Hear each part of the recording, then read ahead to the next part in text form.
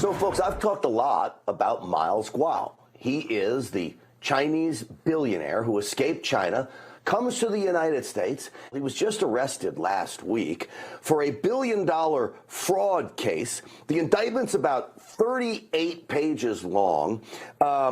If convicted, he would face 215 years in prison. Now, what's so odd about this is Miles Guo is a guy that when he got here, he went to the FBI warning America about a potential pandemic launched by the CCP and their plans to do it. I am told by sources close to Miles that he went to the FBI years ago to expose that plan, and the FBI did nothing about it. And that plan apparently goes straight to Xi Jinping, which is why Miles Guo is enemy number one for the Chinese Communist Party. Now he faces this 38-page indictment. I've read through all of it. They say he bilked investors, but of the thousands of, that's a quote, thousands of victims, guess what the Department of Justice doesn't do? It doesn't name one victim.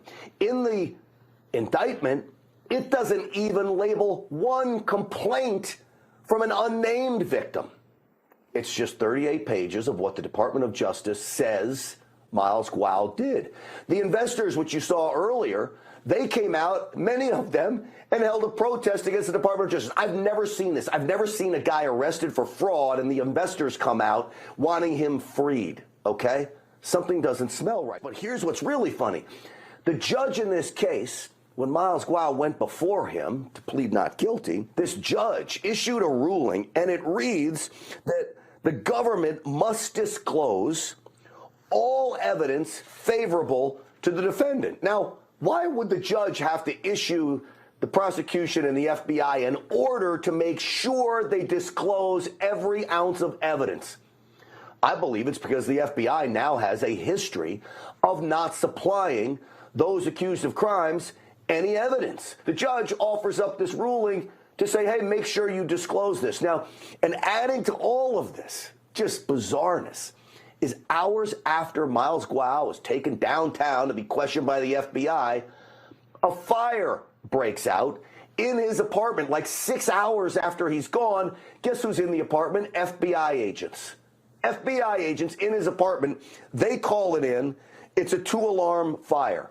And then it gets even worse. In court, the prosecution is asked, what role did China play in this prosecution? And the prosecutors, the Justice Department, the federal government, says, quote, we worked a lot with China. Now, this is the CCP's enemy number one. What do you mean you're working with China? China's our enemy. How do you work with China on a case where you're going after their number one enemy who's literally trying to tell Americans about China's plan to unleash a pandemic on us, and they're working with China?